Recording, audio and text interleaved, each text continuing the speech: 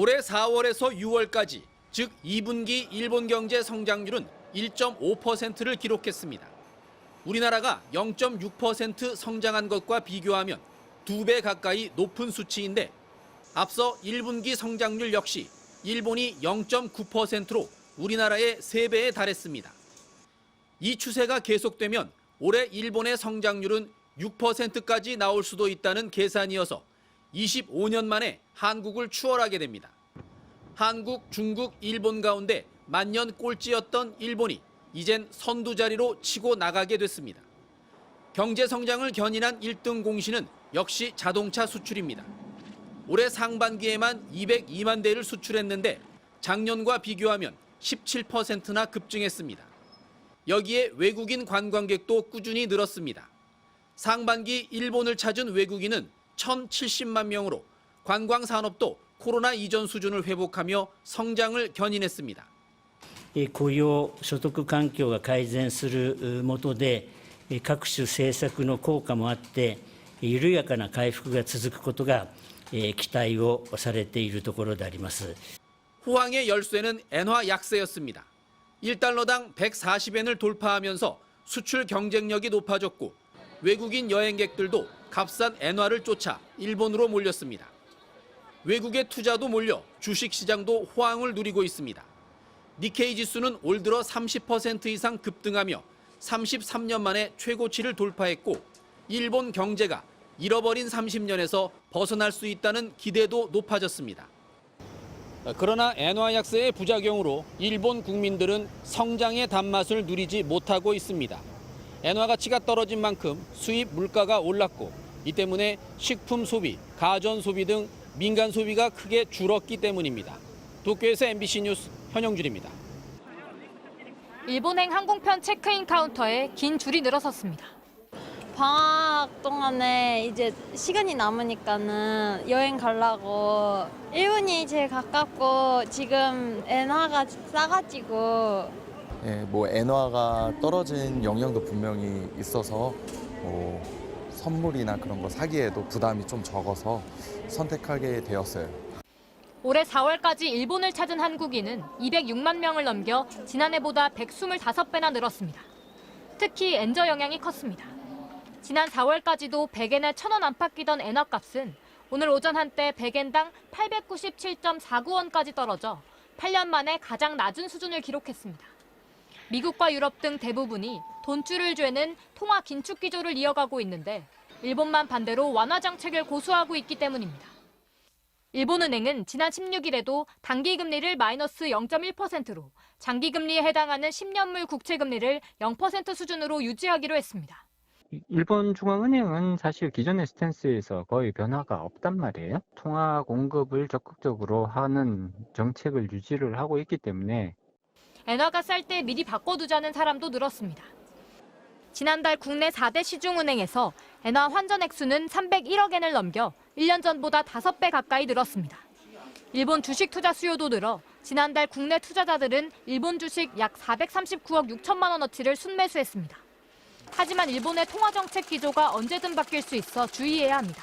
일본의 통화정책 자체가 일대 긴축적으로 선회를 한다라고 하면은 엔저 현상 자체가 사라지면서 주가 자체도 사실은 좀 조정을 받을 수 있는 부분들이 있습니다. 엔저가 장기화할 경우 우리나라는 자동차, 철강 등 일본과 수출 경쟁 중인 품목에서 경쟁력이 약해질 수 있습니다.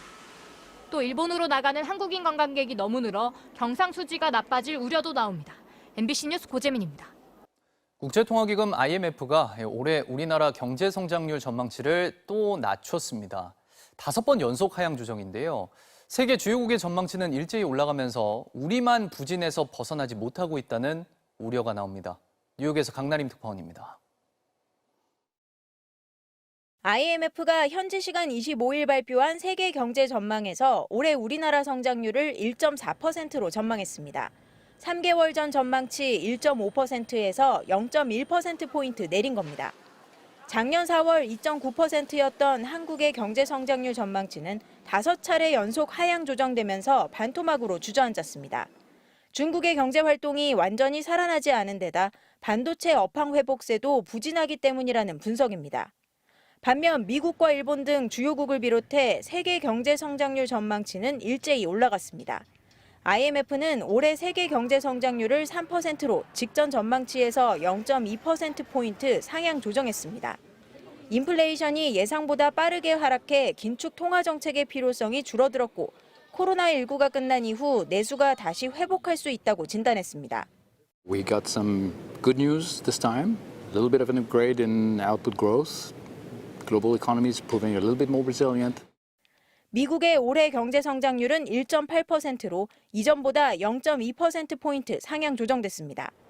일본도 기존 전망치 1.3%에서 1.4%로 올라갔고 우크라이나 전쟁을 일으켜 국제적 제재를 받고 있는 러시아의 성장률도 1.5%로 기존보다 0.8%포인트 올라갔습니다.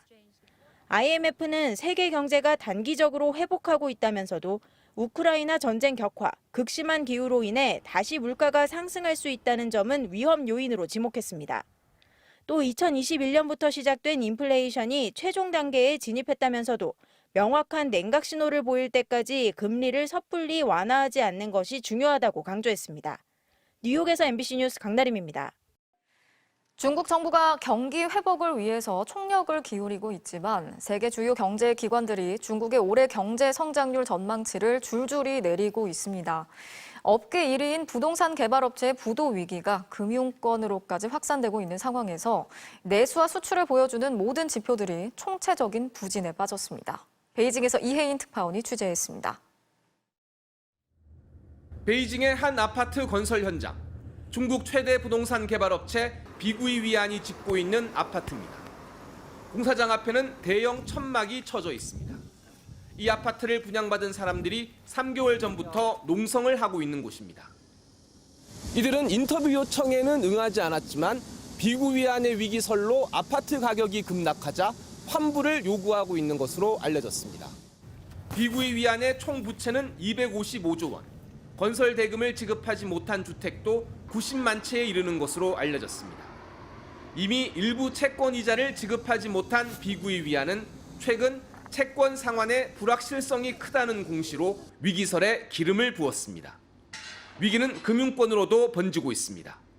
비구이위안에 투자한 중농국제신탁이 유동성 부족으로 64조 원 규모의 만기도래 상품의 상환을 연기한 겁니다. 베이징과 텐진의 중농국제신탁 지점에는 고객들이 몰려와 돈을 돌려달라며 시위를 벌였습니다.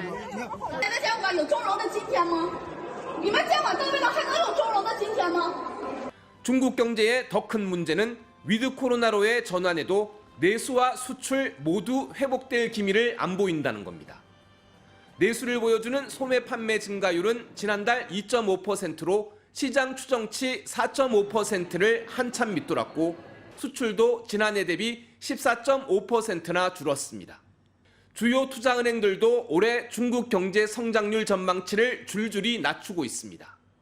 JP모건 체이스는 6.4%에서 4.8%로, 일본 미주호 증권은 5.5%에서 5%로, 바클레이즈도 4.9%에서 4.5%로 내렸습니다.